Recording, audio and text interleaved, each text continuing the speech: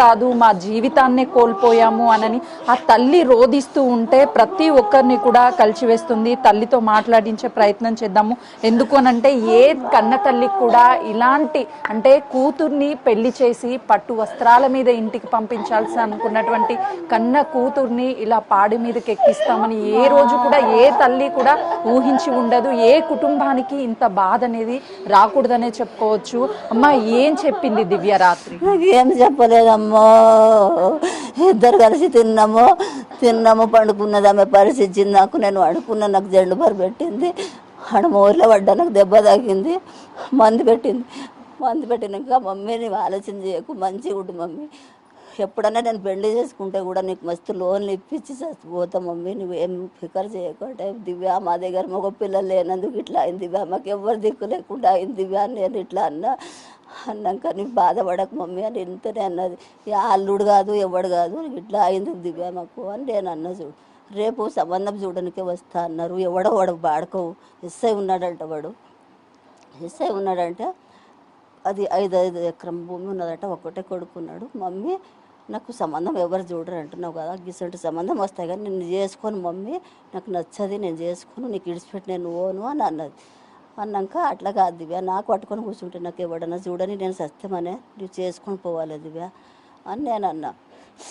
నేను అంటే వద్దు మమ్మీ, నీకు ఇడిచిపెట్టి నేను ఓను, నేను చేసుకోను, నీకు ఎవ్వరు లేదు, నేను ఈయన ఉంటా అంటే, వాళ్ళ నాయన అంటున్నాడంటే నీకు ఇంట్లోనే పెట్టుకుంటా బెట ఒక పిల్లగాడిని తెచ్చి అంటే, అట్లా ఎవరు చేస్తారు దివ్య అని, మా దగ్గర ఏం ఆస్తి ఉన్నది, భూమి ఏమైనా ఉంటే వస్తారు, మాకు జైనిక సేవ ఎవరు చేయరు దివ్య ఇట్లనే అన్నా. నేను మంచిగా ఉండు దివ్య, నువ్వు గట్టిగా ఉండు, చేసుకోకపోతే కూడా నువ్వు గట్టిగా ఉండు, మళ్ళీ చచ్చిపోతే కూడా ఇద్దరు చచ్చిపోదాం, నువ్వు మాత్రం అట్లా చేయకు దివ్య, నువ్వు మంచిగా రాత్రి ఏమన్నా చెప్పిందా అమ్మ నేను సూసైడ్ చేసుకుంటాను నేను ఏం చెప్పాలి. నాకు పెద్ద బావతో మాట్లాడింది, బావా వస్తున్నావా, బావా మా అక్కకు జ్వరం వచ్చిందని మాట్లాడింది.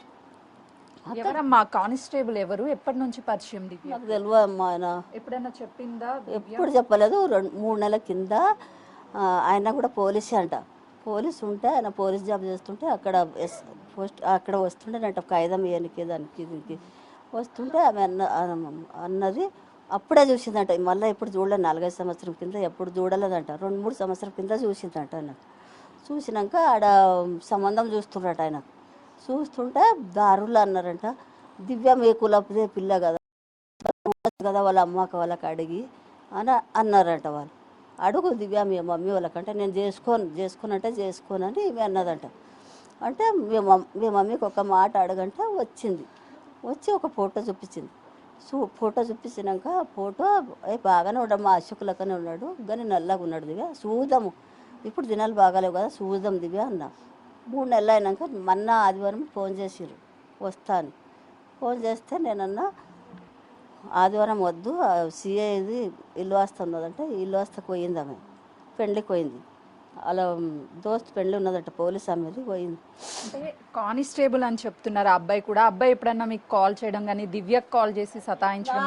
నాకు తెలియదు, ఆయన ముఖమే చూడలేదు మేము, నాకు తెలియదు.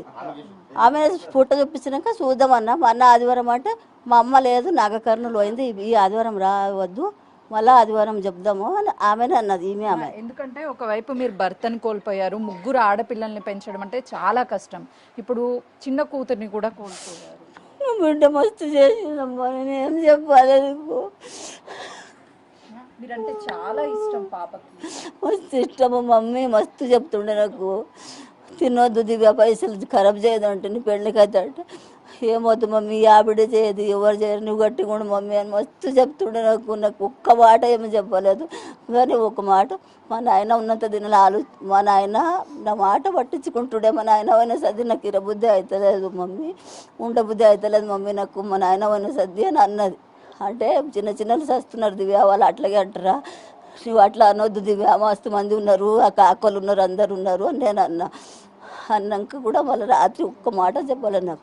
ఆయన రేపు అన్నారంట సంబంధం చూడడానికి వస్తా అంటే, చూద్దాం దివ్య వస్తే గిట్లా చూద్దాము.